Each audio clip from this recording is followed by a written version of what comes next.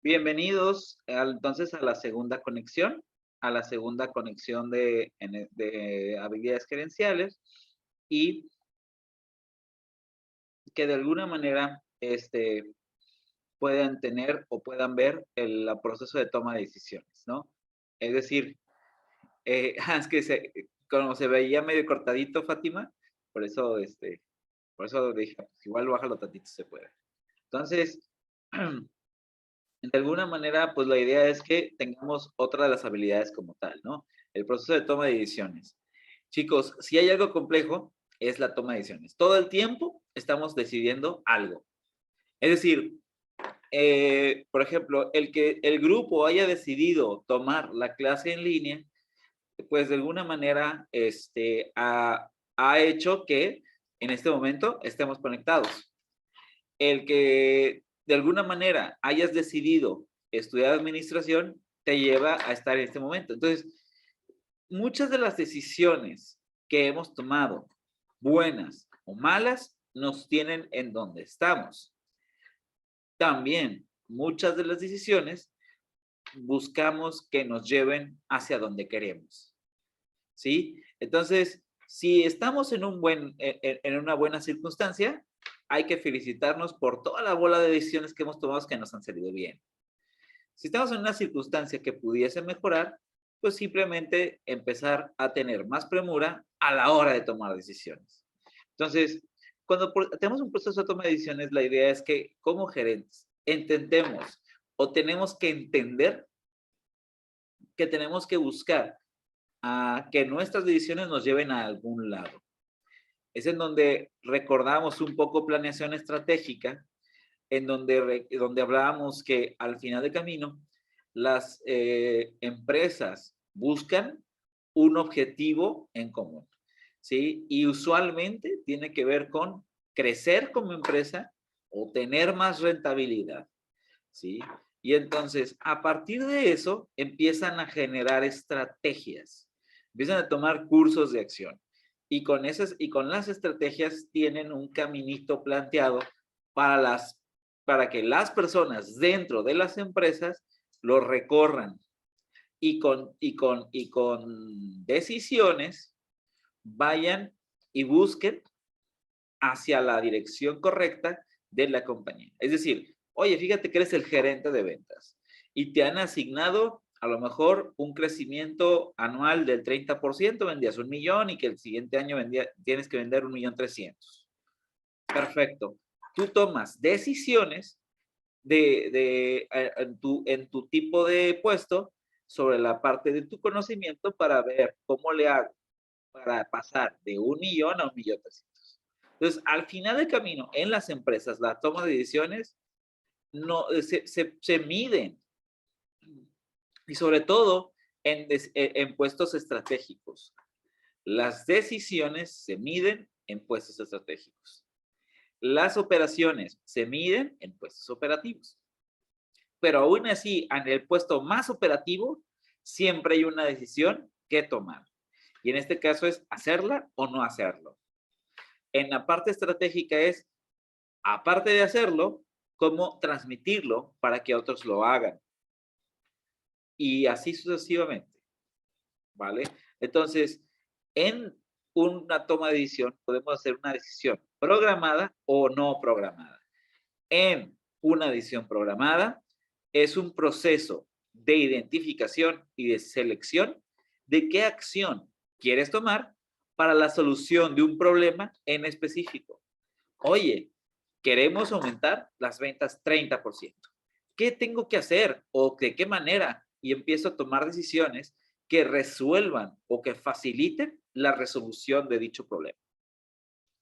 Bien, dentro de las decisiones, pues es fundamental voltear a ver qué es lo que quiere la organización o si son decisiones personales, la persona.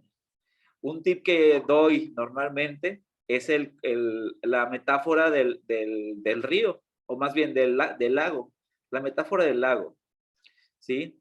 Un lago puede ser cristalino, pero si tiene personas que revuelcan lo que tiene dentro del lago, que no usualmente es tierra, hace que no esté cristalino y por lo tanto no se vea lo que tiene en su profundidad. Lo mismo pasa a nivel individual. Cuando las circunstancias hacen que se vuelque y se revuelque, es complicado para el ser humano voltear a ver todo lo que tiene en sus herramientas. En las empresas, cuando está en una situación de premura que no puede tener claridad, se le complica tomar decisiones. Entonces, algo que se recomienda bastante es buscar la manera de poder tomar decisiones con no tanta urgencia y sí con más, y haciéndolas un poquito más programadas. ¿Sí? Para eso hay herramientas como la matriz Eisenhower, en donde separas lo importante de lo no importante, lo urgente de lo no urgente. ¿Sí? Para eso vas haciendo un cronograma de lo que vas a hacer en cierto tiempo y te lo vas midiendo para tratar de evitar, a medida de lo posible, decisiones urgentes. Muy bien. Entonces, es algo que se recomienda mucho, tener siempre buscar de las decisiones importantes el mayor tiempo posible sin tener una parálisis por análisis, sobre análisis. Muy bien. Dentro de las decisiones, pues puede haber demasiadas. Primero las individuales, que pueden ir desde qué vas a comer ese día hasta a lo mejor pues, qué carrera vas a estudiar o en qué vas a trabajar. Pueden ser decisiones gerenciales o estratégicas en donde tomas decisiones a lo mejor no por ti solo, sino a muchas personas, el impacto de muchas personas. Hay personas o empresas que toman decisiones todo el tiempo que van a impactar en muchas familias. Depende del grado de magnitud de la empresa misma. Decisiones programables que se aconseja que sean la inmensa mayoría, entre las siguientes dos que sean la inmensa mayoría, es decir, decisiones programables con decisiones de certidumbre, en donde las programables tengan que ver con una planeación estratégica y con las condiciones de certidumbre en una circunstancia bajo tus dominios porque previamente la planeaste estratégicamente. Entonces esas decisiones usualmente ya vienen en manual, lo cual no implica ningún reto gerencial o nada más la capacidad de anticipación como tal, pero donde vienen, donde se ponen las cosas complicadas son en las siguientes dos. Las decisiones en condiciones de incertidumbre y decisiones en condiciones de riesgo, en donde en condiciones de incertidumbre se toman decisiones normalmente riesgosas, a menos de que tengas tiempo para analizar la condición de incertidumbre y volverla de certidumbre. Si no tuvieses dicho tiempo, porque tu tiempo se acabó, tendrías que ir por decisiones en condiciones de riesgo. Aquí aprovecho una frase que pues de alguna manera puede alentarte. Sí, que Peter Drucker comentaba que no existe ninguna empresa grande que no haya tenido una persona que alguna vez en su vida haya tomado una decisión valiente. Y parcialmente le doy la razón a Peter Drucker. Es decir, muchas empresas toman decisiones en condiciones de incertidumbre y en condiciones de riesgo que las pueden llevar a ser importantes. Pero lo que sí es que por una que funcione, hay dos que no funcionan. Entonces, cuando no estamos planeando, el índice de riesgo es muchísimo mayor. Y para eso se busca tomar riesgos controlados, de tal suerte de que sea una condición en donde la mayoría del tiempo estés ganando. Muy bien. Dentro de eso también están las decisiones rutinarias, aquellas que ya no pasan por tu cerebro, digamos que son operativas y rutinarias, son aquellas que están así como constantemente haciéndose y no implica algún esfuerzo intelectual para cambiar de ello, ¿no? Entonces, eso usualmente se encarga el área operativa y en el área operativa, pues, pues puede estar tranquilo haciendo lo mismo, ¿no? Aunque pensando en recursos humanos, no tan tranquilo porque usualmente no son acompañados por un pago muy grande. Entonces, es importante hablar que la rutina o la parte operativa suele castigarse desde otra manera. Y la parte estratégica, de alguna manera, ayuda a tomar decisiones que impactan en la compañía, aunque conlleva su riesgo, aunque conlleva anticiparse sobre todo a las circunstancias. Muy bien.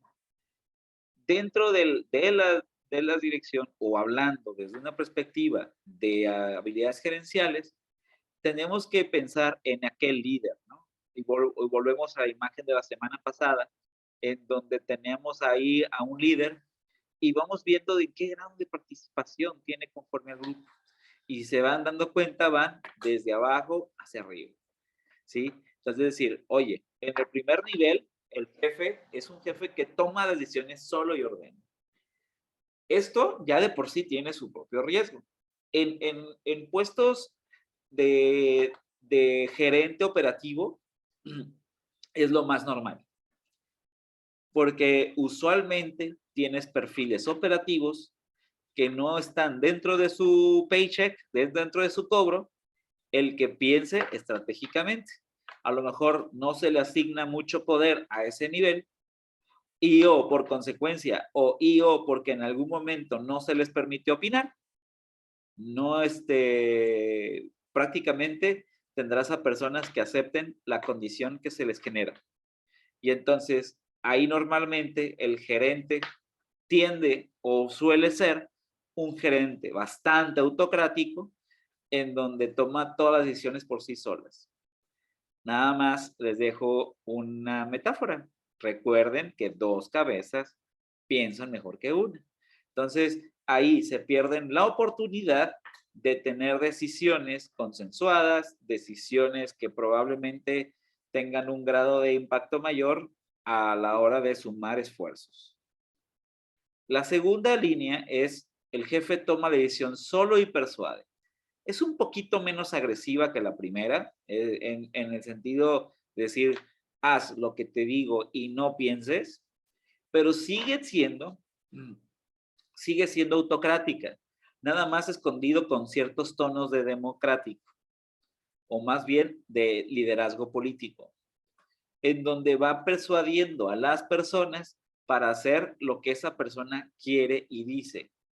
En este lado tampoco hay autonomía, hay una fuerte dependencia y el empleado no genera habilidades de toma de decisiones. Entonces tienes un empleado supeditado a lo que le digan.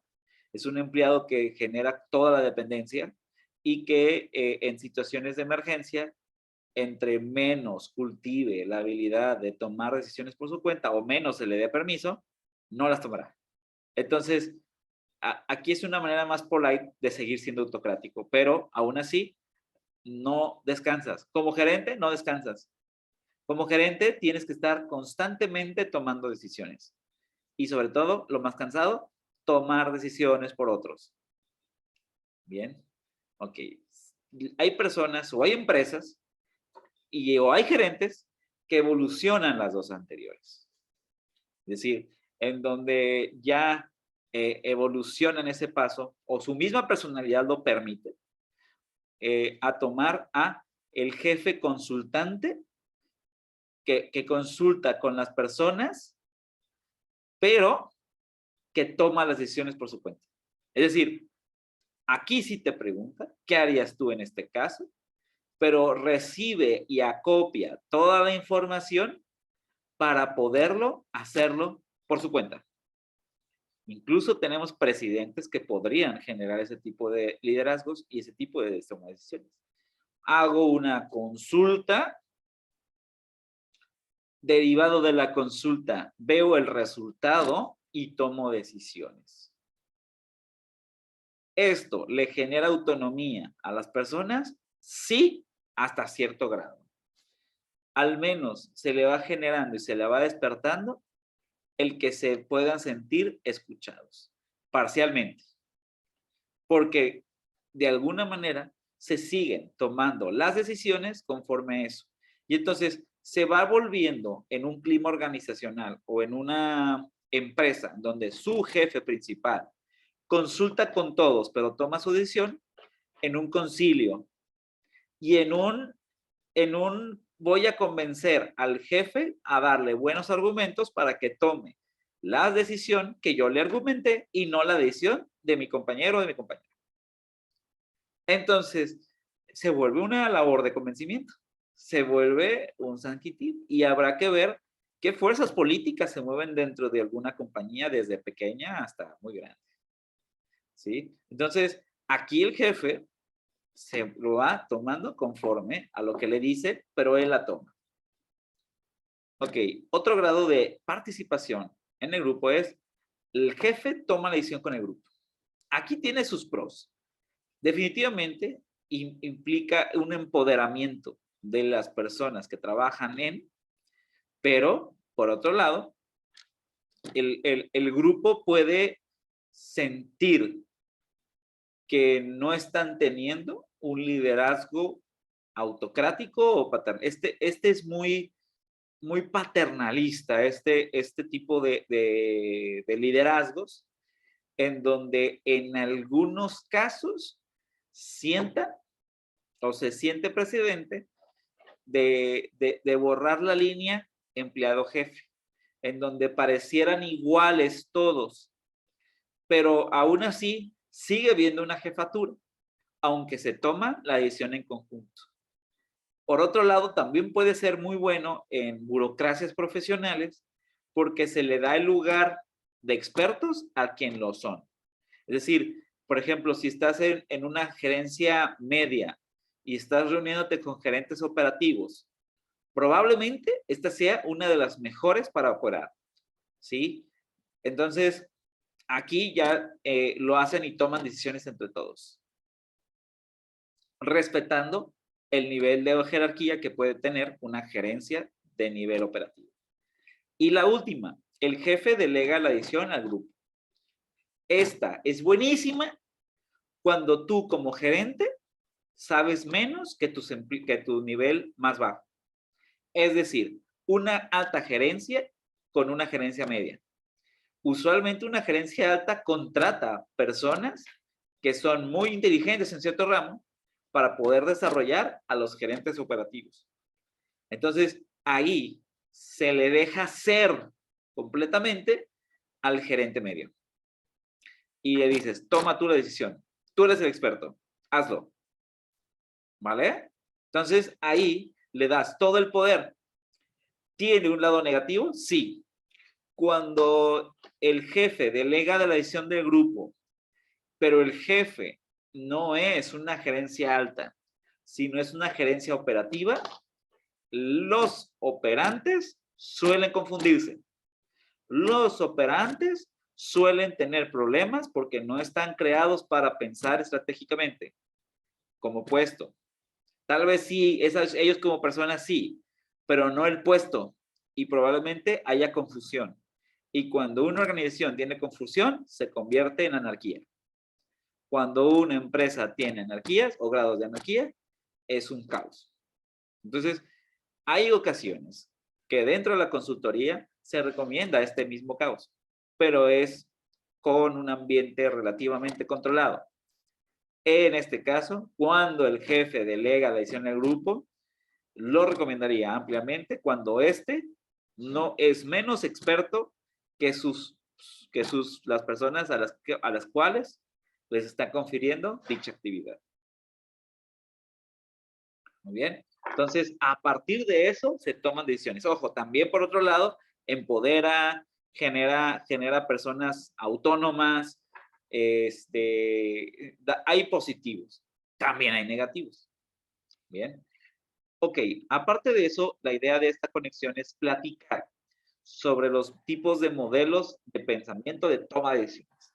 Está este primero que se llama de racionalidad limitada. Y este tiene una metodología que va hablando de primero identificar el problema, después establecer un mínimo de aceptabilidad de todas las alternativas. Es decir, ya identifiqué el problema o definí el problema, después empiezo a hacer con herramientas un mínimo de aceptabilidad de todas las alternativas, es decir, empiezo a generar alternativas al problema.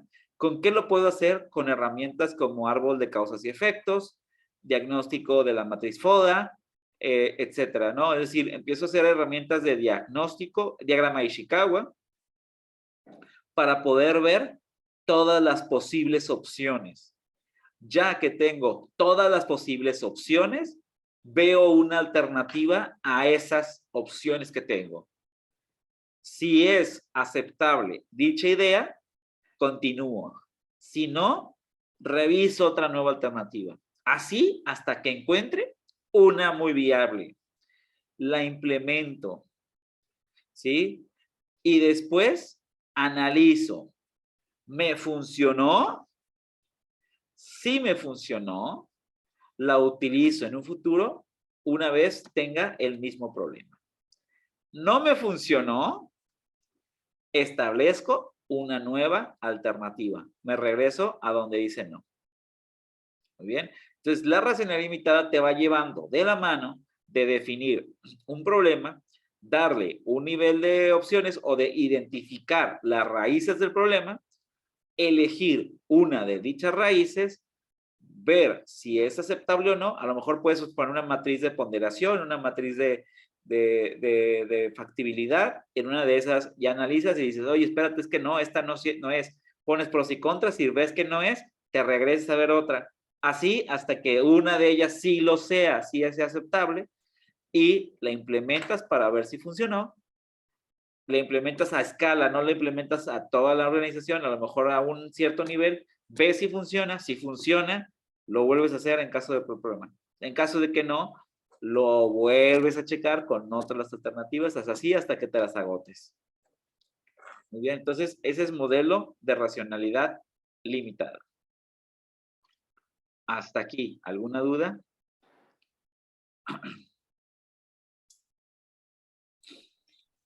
No, profe. Bien, ok, bien. Otro de las tomas de decisiones, esta se le llama el modelo del favorito implícito. El favorito implícito es cuando tienes que tomar una decisión entre muchas opciones. Vamos poniéndolo muy sencillo. Imagínense que tuvieran que decidir entre un menú de un restaurante, de un menú de 30 opciones. ¿Qué es lo que haces? Normalmente, incluso lo haces mentalmente, dices, oye, ya tengo una que medio me gusta, pero luego vas poniendo las otras 7 opciones que también te agradaban, las vas eliminando una tras otra, de tal suerte de que llegue uno a la final con el primero que elegiste.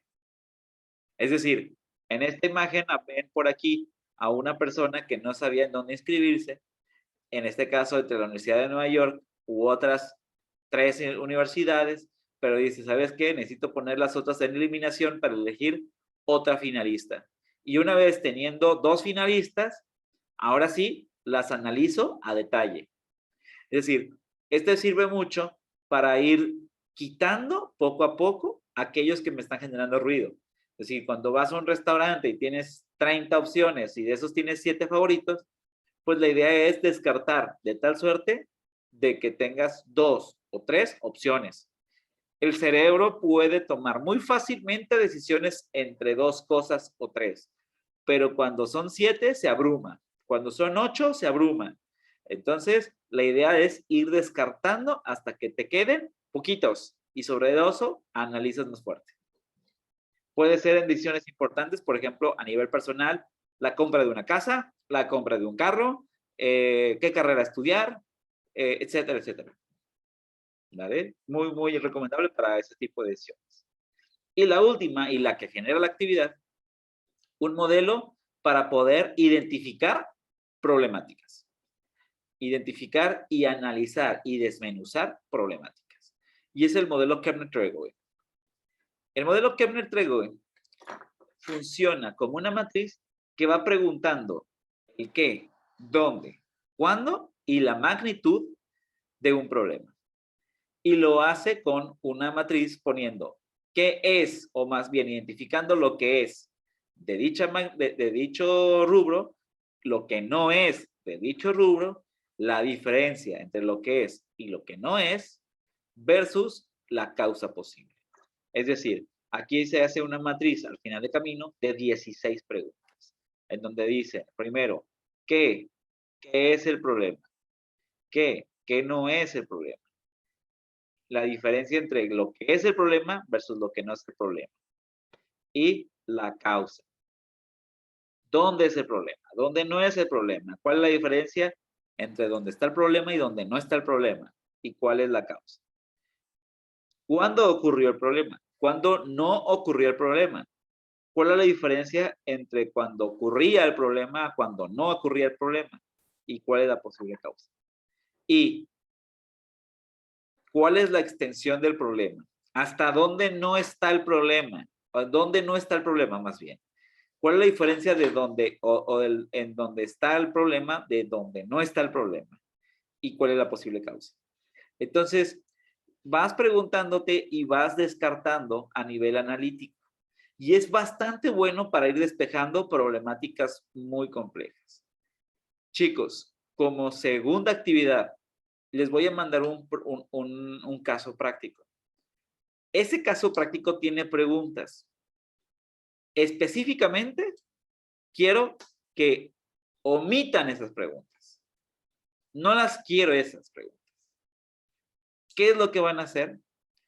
Van a analizar ese problema con las preguntas de la matriz hasta donde dice magnitud de Kepler-Trégor. Es decir, no son todas las 20 preguntas que están aquí, no son las 24 preguntas que están aquí, sino más bien son los primeros 16 preguntas, como quien dice. ¿Sí? Hasta antes de extensiones más. En el qué, dónde y cuándo del problema. ¿Qué, dónde y cuándo del problema? Van a salirles 1, 2, 3, 4, son 12 preguntas. Vamos dejándole de 12 preguntas. Es decir, que si te responda, ¿qué es el problema? ¿Qué no es el problema? ¿Cuál es la distinción de lo que es y lo que no es? Y la posible causa. ¿Dónde es el problema? ¿Dónde no es el problema? ¿Cuál es la diferencia entre esos dos lugares? ¿Y cuál es la posible causa? ¿Y cuándo es el problema? ¿Cuándo no es el problema? ¿Cuál es la diferencia entre esos dos tiempos y cuál es la posible causa? Entonces, chicos, ¿tienen alguna duda, comentario, sugerencia?